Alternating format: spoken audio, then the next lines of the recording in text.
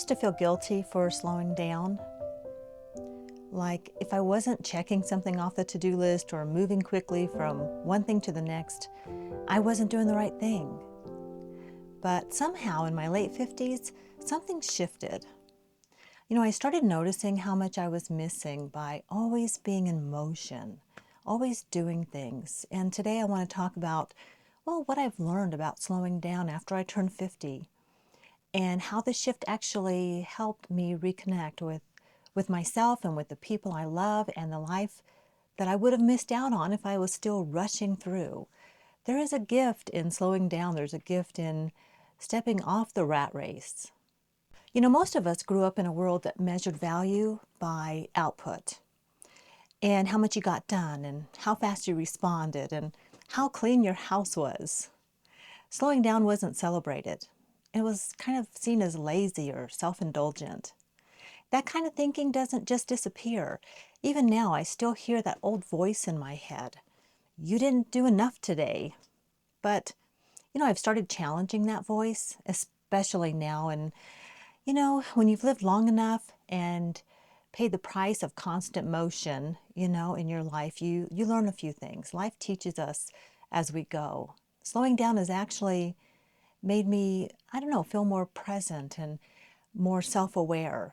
And out here in this quiet place where I'm at now, whether we're having coffee or just watching the birds or listening to the trees, I remember that life doesn't need to be loud to be meaningful.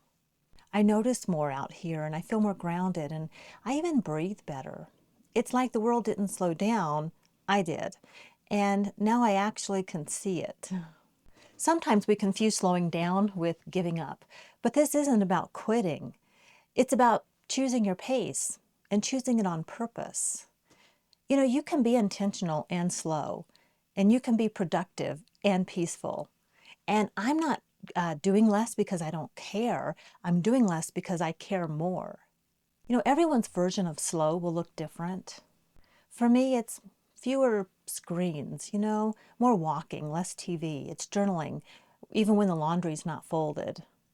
It's having days where I just don't multitask and I let one moment have my full attention.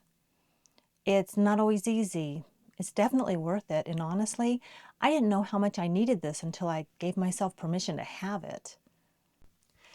As we age, our bodies change, our energy shifts. And I think our spirits start craving a little more quiet, a little more space to reflect and to savor and to just be. The world may still demand speed, but I'm learning that I don't have to move at its pace.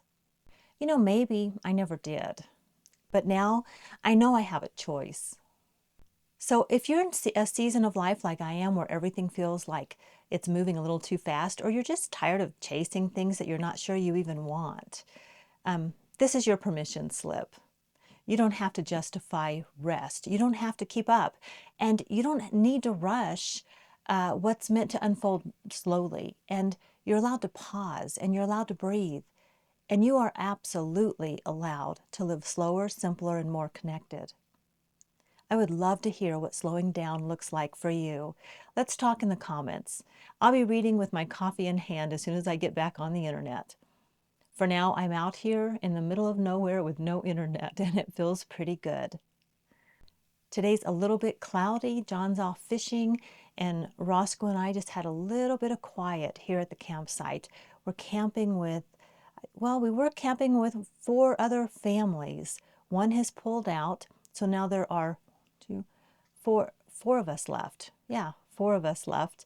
And but it's kind of quiet right now. Everyone's sort of inside. The rain just went by and it cooled everything off.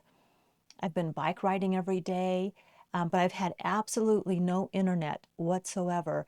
And at first it was a little daunting, but as the days went by, I've kind of gotten used to it. And it's sometimes you've got to force the hand, right? We can become so addicted to scrolling and to looking things up. If I have a question now, it's almost like without even thinking, I find myself on my phone looking up something, searching Google or asking, Chat GPT or the other choices that we have. I mean, there's always some way there's always some screen nearby, the tablet, the computer. It's I've just found that to be more and more, like it takes more and more of my time and it takes my attention. Rather than just slowing down, I realize without having that choice, it forces me to stay in the moment and I'm actually can figure things out. I mean, I don't, I've become so dependent and I've relied much more lately on on the internet, you know. I don't know that that's a good thing. I think we need to be resourceful and self-reliant. You know, I think we need time, put that screen aside and just see how it feels. So that's what I'm doing. And it wasn't really out of choice. I really thought I would have internet up here and I really expected I would be answering comments and watching videos and even maybe posting. But you know what they say, if you want to make God laugh, tell him your plan. So I've had to slow down. We'll be back home in a few days. I'll be catching up. In the meantime, I'm just filming a few videos up here, watching the birds, having a lot of quiet time and long walks and bike rides. And it's been wonderful. I highly recommend it. I hope you're having a good day. I hope you're enjoying your life, whether it's busy, whether it's slow, whatever phase of life you're in. Enjoy it now because I guarantee you it'll change. All right, guys, thank you so much for being here. I hope you're doing well. Take care and let's keep on keeping on.